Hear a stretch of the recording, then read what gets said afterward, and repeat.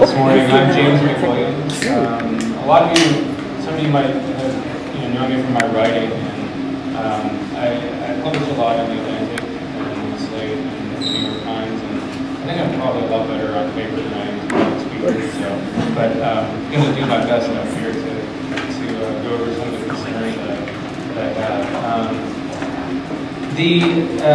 About 2 weeks ago, I got a phone call from a reporter at a major newspaper, and she said, I want to do this story on how the environmental benefits of veganism are turning all these environmentalists vegan. And if you're an activist and a reporter calls you, your job is to take the story that they want to write and turn it into the story that you think they should write. So I said, I don't really know. She goes, you point me to these vegans who are becoming vegan for environmental reasons. And I said, I don't really know that many. But I can point you, and here's the real story. Here's a much better story. I can point you to vegans who have left veganism for environmental reasons. And to me, this is a very, very significant trend. I'm seeing more and more vegans do that. And they're doing it for one reason and one reason alone. And again, I think this reason is the real story. And I think this reason is also the biggest threat to veganism today and the prospects of veganism today, and that's the sustainable food movement. I mean, I think most of you have some sense of what I'm talking about when I talk about the sustainable food movement. I'm kind of talking about the movement that Michael Pollan kind of gave birth to and christened, and has become very wealthy in the last 10 years or so. I mean, I'm talking about grass-fed, pasture-fed, cage-free. I'm talking about these alternative ways of acquiring animals and animal products. And this is a movement that really does a remarkable job of billing itself as virtuous, as environmentally responsible. And it has convinced a number of people to say, hey, you know what, I'm going to go back to eating animals because this is the right way to do it. So this is the conversation I had with the reporter, and I tried to convince her that this was the story that she needed to write because it's a tragedy what's happening right now. It's a tragedy on many levels. I think it's a tragedy in terms of opportunity. Starting in the 70s, these remarkable books came out, like Peter Singer's Animal Liberation, or Anna LaPaix Moore's Diet for a Small Planet. And these books sort of sold hundreds of thousands of copies. By now they've sold millions of copies. And they've spawned all kinds of similar books. And it brought a significant minority of consumers to say, yeah, we need a change. I mean, it encouraged a significant number of people to look at the industrial food system and say, we can't have this anymore. We have to stop this. This must end the way factory farming is going right now. I want nothing to do with it. Hundreds of thousands of people, if not more, were saying that, and that's an opportunity. What happened was, vegans came in and they said, hey, here's one alternative. If you don't like what industrial agriculture is doing, don't buy their products. Industrial agriculture is based on animal products. When you get right down to it, take any problem in industrial agriculture, follow it back to where it began, and you're going to find an animal product there. So the vegans said, hey, there's a really easy way around this. You want to stick it to big industry, you want to stick it to factory farming, don't eat animals. Then the sustainable food people came in and said, oh, no, you don't have to do that. That'd be hard. That would require sacrifice. That would require a lifestyle change. You can just eat those products. You can continue to drink milk. You can continue to eat eggs and eat meat. You just got to do it the right way. And here's the right way. And of course, free range, grass fed, etc. These animals live a good life. So there's a tug of war, and the vegans are losing it. and they've been losing it. And so that's a tragedy, that we're losing this opportunity. I think it's also a tragedy because industrial agriculture, factory farming, is so problematic. It's so wrong on every level. And we're aware of it. And the response from the sustainable food movement is to reaffirm the core values of industrial agriculture. As I said, factory farming, it lives and dies. It just thrives on consumers eating meat. And the sustainable food movement is not questioning that. So in that sense, it's affirming the status quo. It's affirming the cultural belief that it's perfectly okay to eat animals. Yeah, you gotta do it differently, but it's okay to eat animals. That's a good thing to eat animals. It's good for you, and the way they present it, it's good for the animals.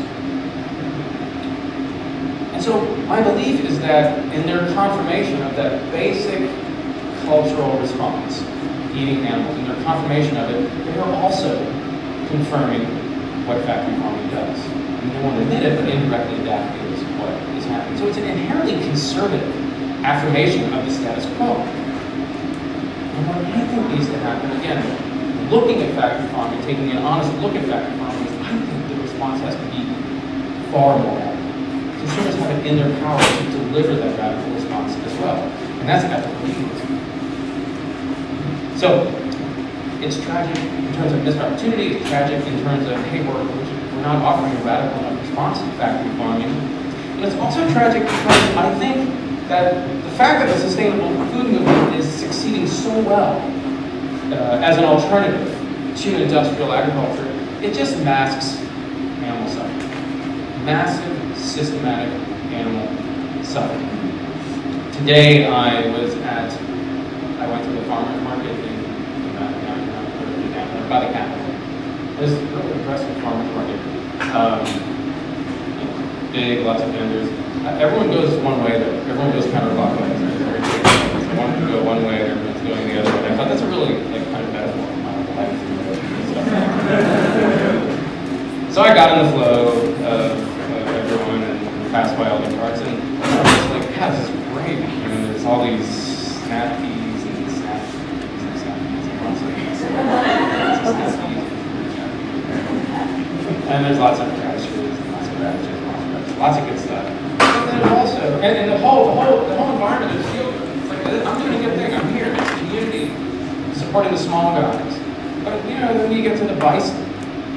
And then there's the grass-finished beef, which is a joke. I mean, grass-finished simply means that the cow was raised on grain, corn, and then fed grass at the end. And you get to the venison steaks, venison jerky. And you realize as you're going through it, like this is a sort of bill, the farmer's market is built as a virtuous, wonderful place to go. You're supporting all these great values. But what's being masked with these booths that are going by? Massive suffering. I think it's again about buying it from the farmer himself. Like, I'm not buying my bison in the grocery store. Don't you get it? I'm not buying my beef at the Kroger. I'm getting it from the farmer. I don't think the bison cares. I don't think it matters at all to the cow whether the cow's flesh is sold at a vendor at a farmer's market or in the Kroger. So I think there are very serious welfare and animal rights issues that are masked completely by a lot of the sustainable food movement's rhetoric. So, the final thing I would say about this is that the sustainable food movement also forces vegans to apologize. And I think that's got to change. I mean, I think vegans really need to turn the table, be extremely uncompromising, bold, and stop apologizing. And say, well, I think the omnivores need to apologize. And I know that seems aggressive, and I know that seems like, oh, it might be an extremely unpopular dinner guest with a lot of your friends. But I really, the more and more I write about this stuff, and the more I think about this stuff, and the more I come to appreciate the depth of the problem that the sustainable food movement poses, the more I think the only response is to hit back very hard with as much information and ethical fortitude as we can. So the bottom line to this sort of little introduction of what I'm going to talk about is that veganism is the single most powerful thing that an individual can do to confront the problems with industrial agriculture. And the answer that we're getting right now, the sustainable food movement, I would actually argue is not only not effective, it's counterproductive in many ways. Because it reaffirms the core values that make factory farming work, and that is the fact that it's okay, culturally acceptable, to eat animals. So there's a two-pronged process here. I mean, I think as vegan activists, you can sort of fall on one side or the other, and you either sort of tear down walls or build them up. And I'm definitely like on the tear the wall down side. Most of the work I've been doing has been in the vein of looking at this sustainable food movement, because I do believe it is such a threat to veganism, and saying, look, there are some very serious problems with this movement. Let's take a close look at them. That makes you very unpopular, because people, I mean, as you know, probably, some people in here probably believe, like, the sustainable food movement is the answer. This is the right thing to do. I actually think it's counterproductive. At least many aspects of it are counterproductive. So you can tear things down. And that's what I do. Like, my talk today is going to be entirely negative, and leave totally depressed. But the good news is, the other side is to build up a wall, right? And to start building the foundation of veganism, and tons of people are doing that, and they're doing it so well. You'll hear Colleen Patrick Boudreau speak later, and she's far more optimistic and energizing. You'll leave feeling really good.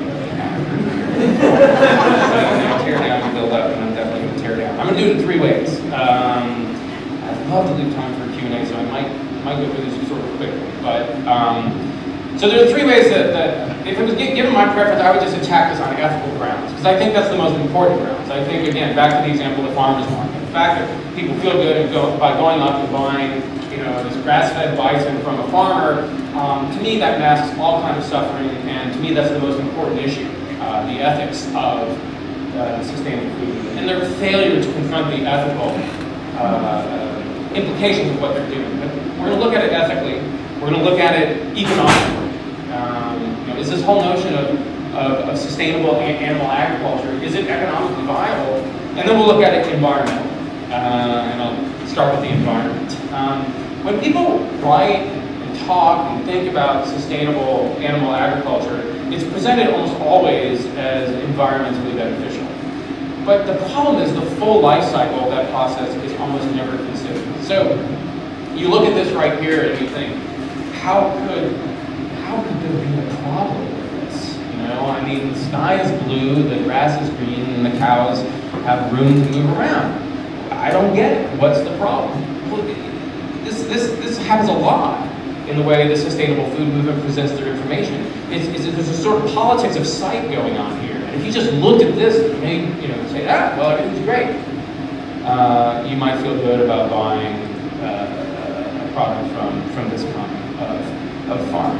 But with the environment, it's what you don't see that matters. And they're never going to show this in the pictures that they present to you.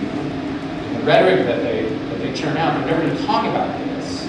But there are some very serious environmental concerns, many of them not visible. And one is that grass-fed cows, for example, emit enormous amounts of methane. 3 to 4 times more methane than a cow that is confined and fed grass. Now, that is not to say that I am up here endorsing the grass-fed option, because I'm not. You know clearly the option that I'm endorsing.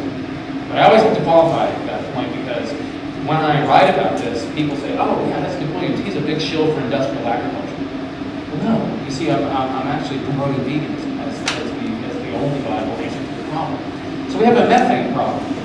3 to 4 times more methane. Methane is a greenhouse gas that's 20 to 25 times more potent than carbon. Now what people in the sustainable food movement will say is that, no, see what's happening is that these cows are improving the quality of the soil. They're improving the landscape with their manure, and that landscape is sequestering carbon. But it doesn't measure out. I've yet to see a study showing that it measures out. And where it might measure out or come close to measuring out, it's the equivalent of a farmer hitting a bullseye, on a target 100 yards away. It rarely happens. It's an extremely difficult thing to do. And the research that I've done has actually shown that in order for this grass to sequester enough carbon to counteract the methane that the cow is producing, the grass has to actually be chewed, like by the cow, at a certain depth. I don't know how you train a cow to do that. It would be very difficult thing to do. Anyway, so you have a methane as your greenhouse gas. You have a space issue. We're looking at this space and we're saying that's wonderful because the cow gets to move around and be a happy cow.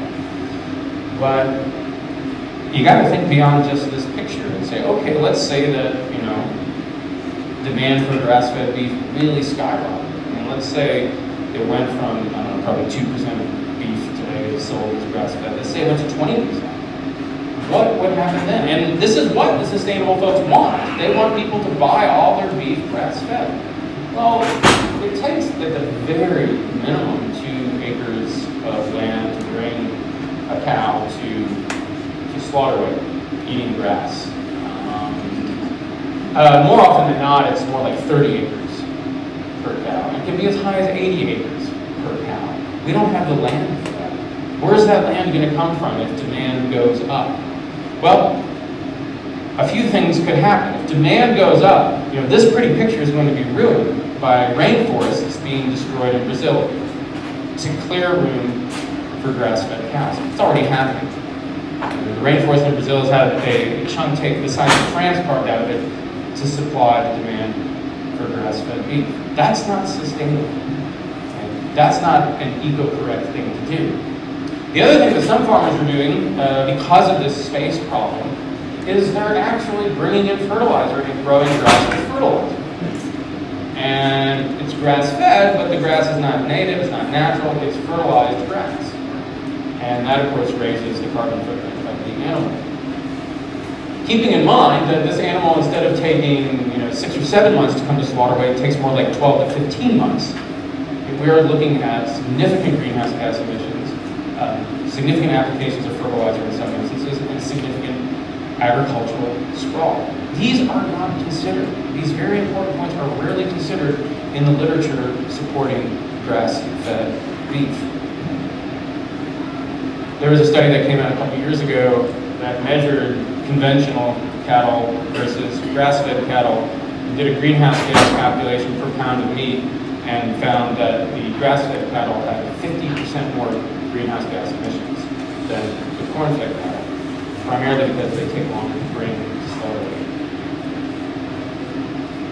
So the environmental arguments don't hold up very often. The other thing that you're not seeing when you look at that pretty picture, or when you look at a picture of happy chickens and a very happy Joel Salatin with his happy chickens. When you look at this picture, you see happy chickens. What you don't see, though, are genetics. And the chickens that Joel Salatin buys, people know who Joel Salatin is, Polyface Farms. He's a kind of a guru of rotational grazing. He was made famous by Michael Pollan's book, The Omnivore's Dilemma. And he, rotationally grazes his animals and bills himself as having a kind of full nutrient cycle within his farm, so he doesn't have to import fertilizer. But what Joel Salatin does when he free ranges his birds is he buys cheap industrial breeds, like Cornish crosses. And Cornish crosses have been bred to fatten very quickly in confinement. They're not bred to live on pasture. Sad as that may be, the genetics don't support it. And so what happens is they get these broken knees and broken feet after 6 or 7 months of walking around on pasture because they become so tough that they cannot hold up their weight. That's just genetics. We don't see that when we see the happy cow or the happy chickens on a farm. It's a dirty secret, but all of these chickens come from industrial breeders. And this is a guy who has made his career billing himself as opting out of industrial agriculture. Well, if your birds are coming from industrial breeders, you're not opting out. In fact, you have a direct tie to industrial agriculture. And the closer and closer you look at these systems, the more you're going to see these contradictions.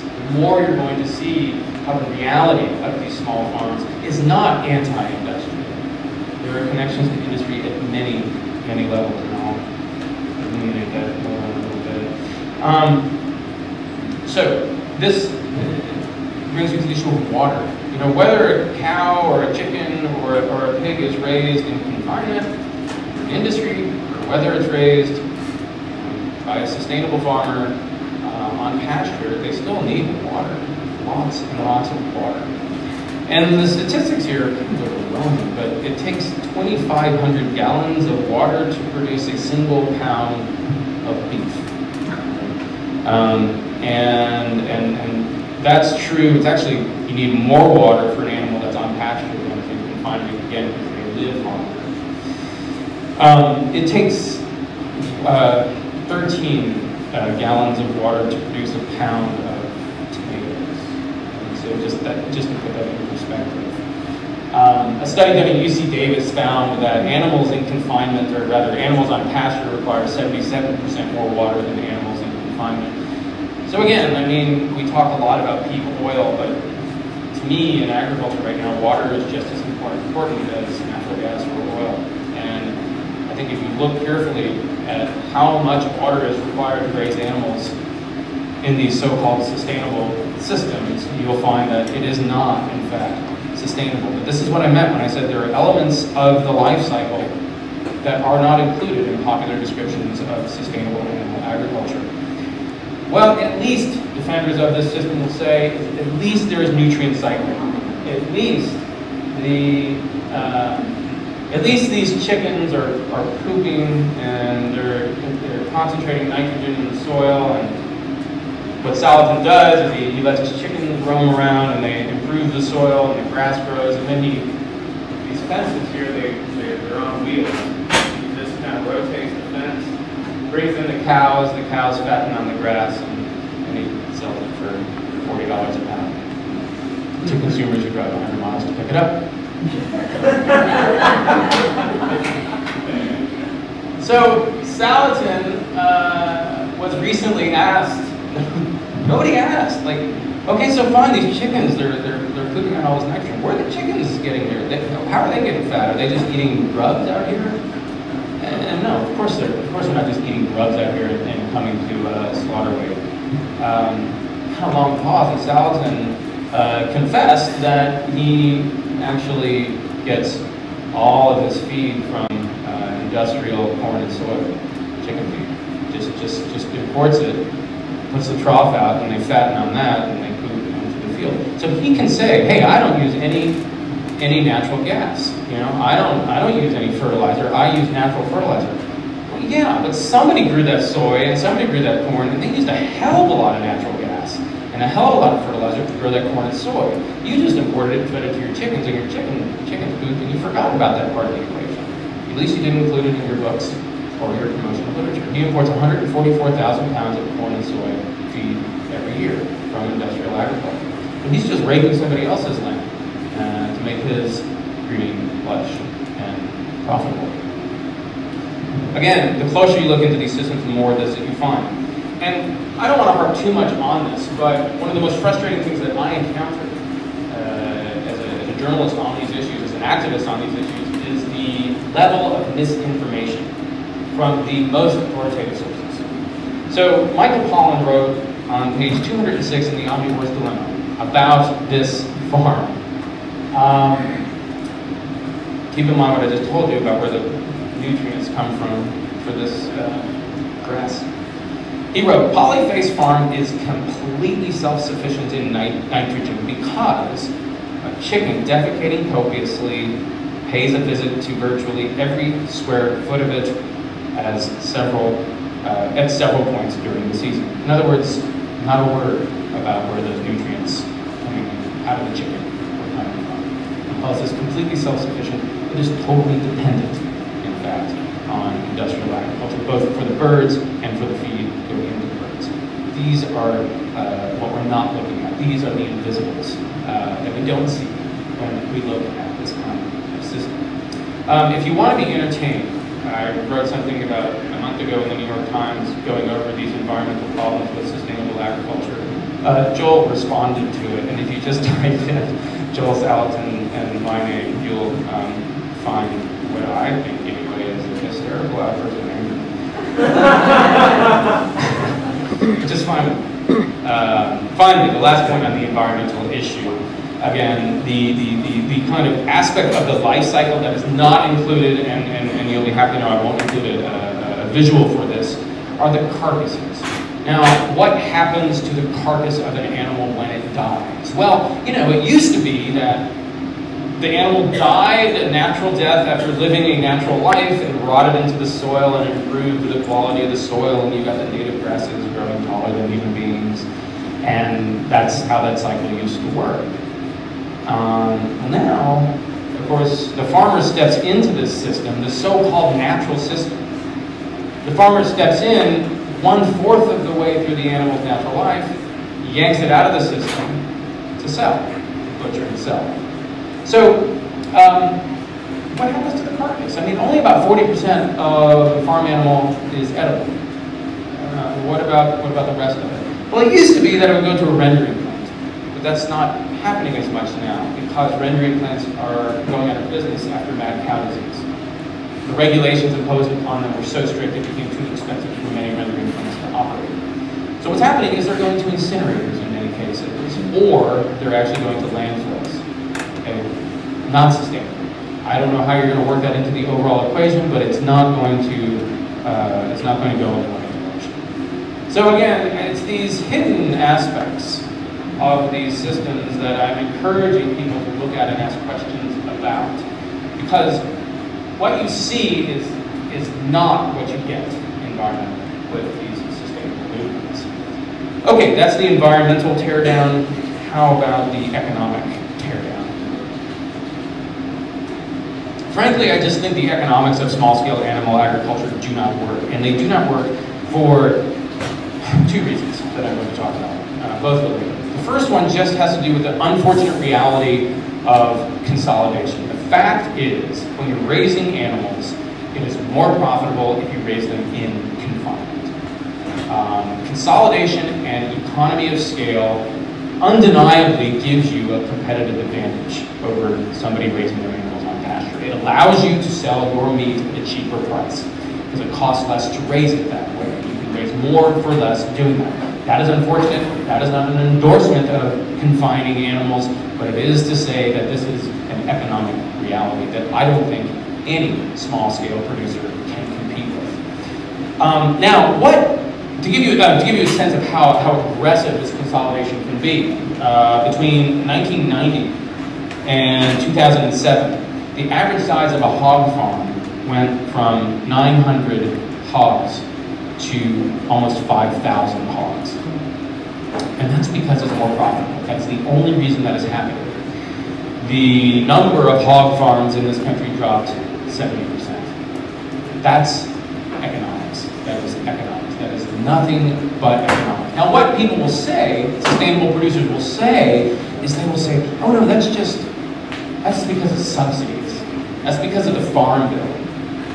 And that's not the case at all. This is not because of subsidies. The consolidation that's happening is because of economics. Subsidies happen, but even a lot of sustainable advocates will admit that subsidies aren't the be-all and end-all of the success of industrial agriculture. Industrial agriculture thrived for 50 years before subsidies even came about.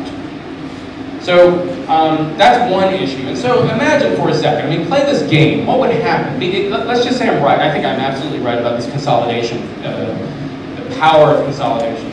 Let's say you could wave a wand, all right? Let's say the sustainable guys got their way, and you could wave a wand and only have small-scale agriculture. You could only have small farms with a few animals or not that many animals, not practicing consolidation, not using industrial methods. And let's say you could do that, create the sort of system that you dream of. What would happen? I mean, think about what would happen. Well, all right, market demand stays the same. So you have this massive demand out there. Farms are small and decentralized. Well, okay, you're going to start competing. If you're a grower, if you're a producer, you're going to start seeking greater market share. That's just natural. You're going to try to get more market share than the next guy. You want to make a living. You want to send your kids to college. Well, okay, so you expand, you get more market share by producing more for less, so you start to consolidate a little bit, just a little bit. Nobody notices.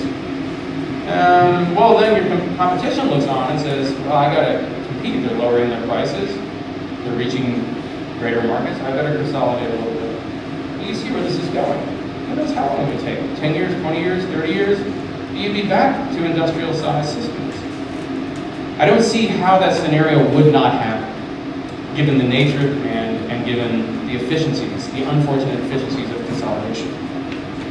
So in this sense, I only see these small sustainable systems surviving as rarities, surviving as options that are only available to a few willing to pay more for those kinds of systems. And that indirectly says, hey, green light to factory farming because you are going to get the largest market share. So I guess what I'm saying here is you can't play at the devil's game and beat the devil economically. And this is exactly what these small farms, either they're not confronting this larger scale problem. They're not confronting what would happen if their vision succeeded. They're not explaining how competition and consolidation would prevent them from going back to where they started. So that's one economic problem I have. A second economic problem I have I'm going to go over very quickly here. It has to do with, it's linked. It has to do with the power of industrial producers to co-opt sustainable ideas. So the example that I have studied the most is the localism. This became very popular about, what, 10 years ago. Everyone started to talk about it. And now it's almost like a cliche, right? I mean, in the farmer's market, there was local coffee from Guatemala. Roasted locally, I understand, but local. Why local? It's coffee from Guatemala. I mean, it's become sort of a parody, but the fact is, it's a marketing scheme now. It's a marketing sort of bonus, and you can add value to your product. So this was great for the small scale producers for a while, but now the single largest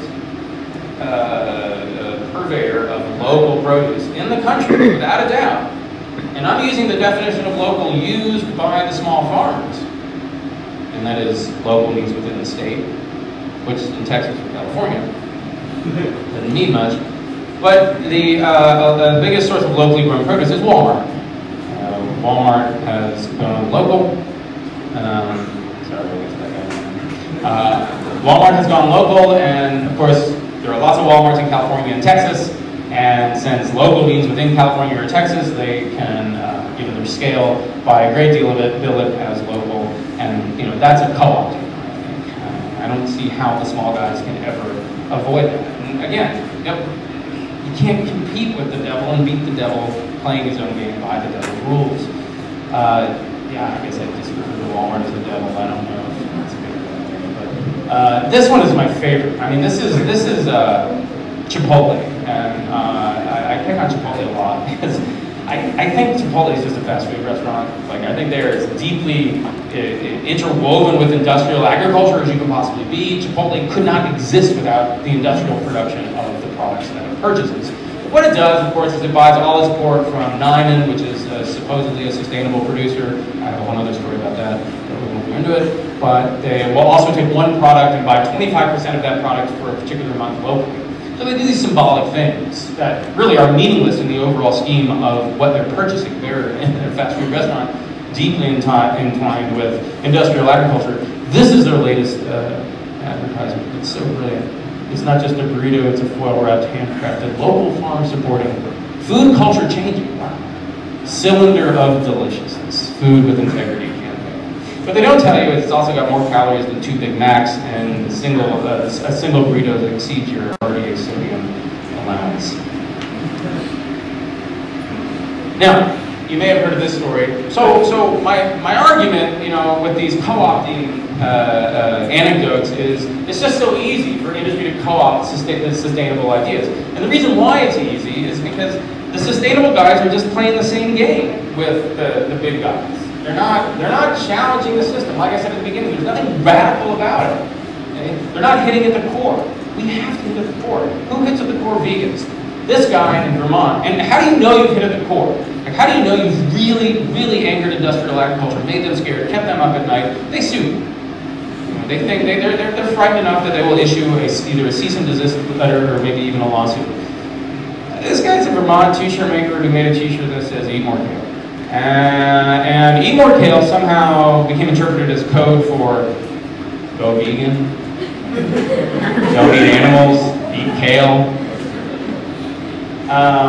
And so Chick-fil-A thought that's a little too close to eat more chicken. Eat more kale, eat more chicken. They can cease and desist letter to this guy. T-shirt manufacturer in Northern Vermont. He's never sold so many t-shirts in his life after he got that cease and desist letter. But it goes to show that what keeps industry up at night is not local, sustainable, it's eat more kale. I did have the opportunity of interviewing a number of executives and big executives in industry for my last book. And I would ask them, like, God, you must be scared to death. Like, everyone wants to eat local and everyone wants to buy sustainable stuff. And they're like, no, it's great. We think it's great. And what they were saying was, hey, nobody's threatening what we do. You know, we produce animals and animal products for people to buy and eat. They produce animals and animal products for people to buy and eat. We're not threatened by that. And they said this all the time. No, I got 7 minutes. 7 minutes. And so I said, well, what keeps you on? What scares you? He's like, veganism, because we can't do that. I said, what if everyone wants stuff from a small farm? A guy at a big food company said, well, we'll make some small farms. We can design some small farms very quickly. We can do that. We can compete with these guys. So they're not a threat, is what I'm saying. The sustainable people are not a threat to what everyone in here agrees is a problem. That's factory farming. That guy is. All right, last part of my talk has to do with the ethics. And let me just say very quickly that, I mean, as a whole, the sustainable food movement bypasses the ethics of eating animals, which is astounding, because this is a movement that says to us, know where your food comes from. Like, get to know your food. Really get to know it. Well, okay, let's get to know it. Let's think about it. And let's ask some serious questions, like this one.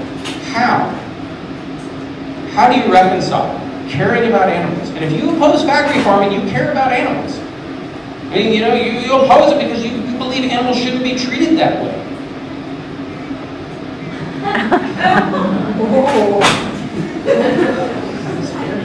All right.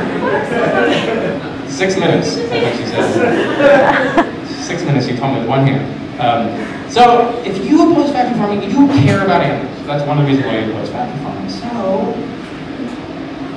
how do you reconcile raising an animal, killing it, and commodifying it? I mean, if that animal matters enough for you to believe that it should not be in a factory farm, how can you step in after a few months of a happy life, but how can you step in and kill it? And people, you know, that question has not been answered. That philosophical problem has not been reconciled by the sustainable food movement, because what they will say are ridiculous things. Ridiculous things like, it's just one day. Death is just one day. If it's had a good life, death is just one day.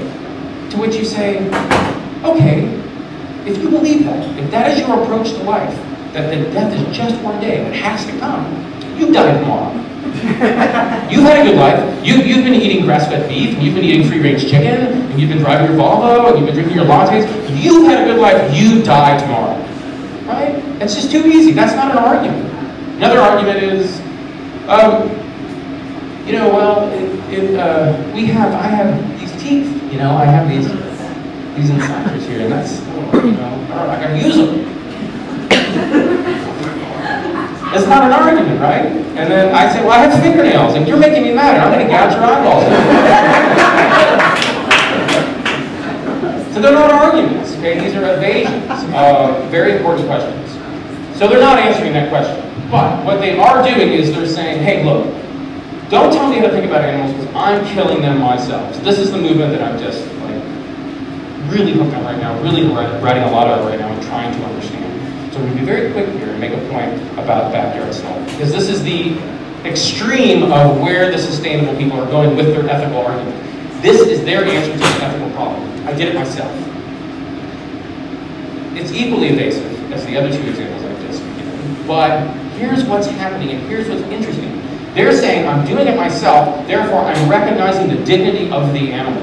I'm recognizing the worthiness of the animal. Well, let me show you, and I've spent way too much time, because these people not only kill animals in their backyard, they blog endlessly about it. And this has become a rich mine of material for me. And what I find is the exact opposite of respect for the dignity of an animal's life. What I find is, frankly, deeply disturbing. This is Novella Carpenter, who is the author of Farm City, and the veritable maven of urban slaughtering. So this guy slaughtered this chicken improperly. It took 10 minutes for the chicken to die. And the comment on his blog was, from the first reader, was, good on you for taking back another piece of your food chain. This is their answer to the ethical problem. Hey, good for you. All right, you just made this animal suffer immensely. It would have been much better off going to an industrial slaughterhouse. Okay, but you had to feel good about yourself. Good for you. You're really taking on industrial agriculture right there. I felt a whole lot of pride, and I felt like a real farmer. She's a nurse. This is a nurse. A number of people have looked at this image and said it has a disturbing resemblance to the Abu Ghraib photos, which it does. So this is respect. This is dignity. I'm almost done. This was the real deal. Slaughter is not pretty. It is smelly, bloody, and violent. I had my wish, though. Doesn't everybody wish to just kill their own pig? I had my wish, though. I faced my meat. That's it. It's about the individual. It's about the individual. This is the ethics. This is the answer to the ethical question. This is a guy, he's a business student at Fordham University who just happened to face his meat. And he's horrible. He shot this animal, he missed, it ran around the farm for 20 minutes, and he finally caught up with it and killed it. Horrible. Okay, finally, I'm going to end on this. There's a narrative. It's almost like I've become like a literary critic reading these blogs, and I have found a narrative, and they go like this. Start with a joke, because you're a little nervous. You're a little nervous about getting ready to kill your pet. Start with a joke. Fillies are known for their blood-stain hiding abilities. Okay, fine. Fillies, red shirt, chicken blood. Loretta and I, this is all from the same slaughter, narrative. Loretta and I were the only ones to snuggle with the roosters before we offed them. So there's the joke, the kind of faux, genuine snuggle.